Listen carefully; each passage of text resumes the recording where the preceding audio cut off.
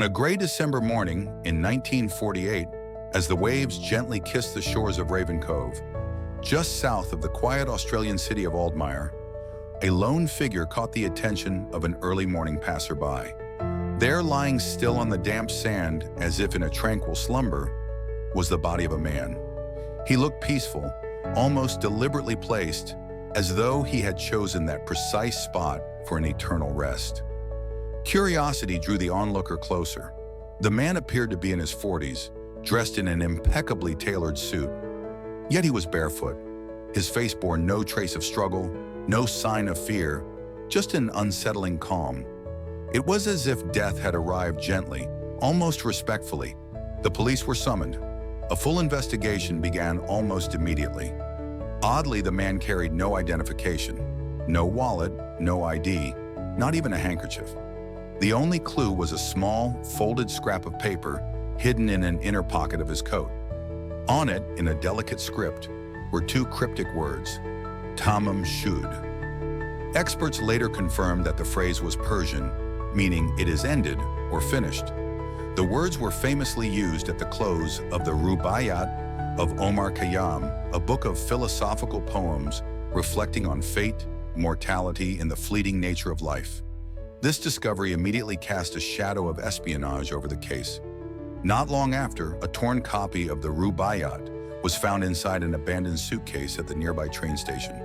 One page had been ripped out, the very page where the phrase Tamam Shud would have appeared.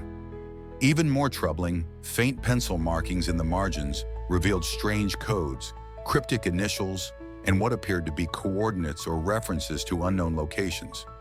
Intelligence analysts tried to decipher them, but with little success. Some believed the notes pointed to a clandestine spy network. The suit the man wore was traced to a tailor in the United States, but the shop had closed a year before the incident. There was no evidence that the man had stayed at any hotel or traveled by conventional means, leading investigators to believe he may have entered the country under a false identity or by covert means. Toxicology reports were inconclusive.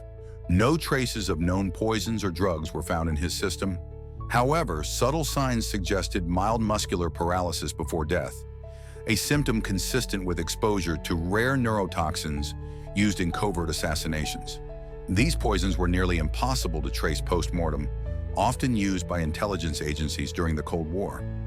A month after the discovery, a postal worker submitted a suspicious envelope that had been returned undelivered. Inside was an old photograph of the deceased man standing beside a mysterious woman. In the background, a small boat named Oracle could be seen. Attempts to trace the boat led nowhere. Records showed it had been registered under a fake name and was last seen drifting off the southern coast before disappearing completely. Things took a darker turn when a senior official at the Australian Department of Defence committed suicide shortly after rumors emerged that he had been seen conversing with a man resembling the victim weeks before the incident. Authorities denied any connection, but whispers persisted. Then came a chilling theory. What if the man hadn't been dead when he was found? Some speculated he had been part of a covert mind control experiment, perhaps subjected to a form of psychological conditioning or deep neural hypnosis. A post-mortem scan of his brain, revisited years later, showed unusual electrical activity resembling patterns seen during induced comas or synthetic sleep. In 1973, a journalist revisited the cold case in a television documentary. A retired military nurse, Ella North, came forward claiming to recognize the man. She said his name was Samuel White, a former British communications officer in World War II, who later worked in clandestine operations. However, military archives held no record of a Samuel White fitting her description. Her testimony, compelling as it was, remained unverified. In 2009, a new forensic analysis extracted DNA from a hair preserved on the man's coat. The genetic profile revealed a rare Eurasian blend, an ancestry that matched only a tiny fraction of the global population. Rather than narrowing the search, the information only deepened the mystery.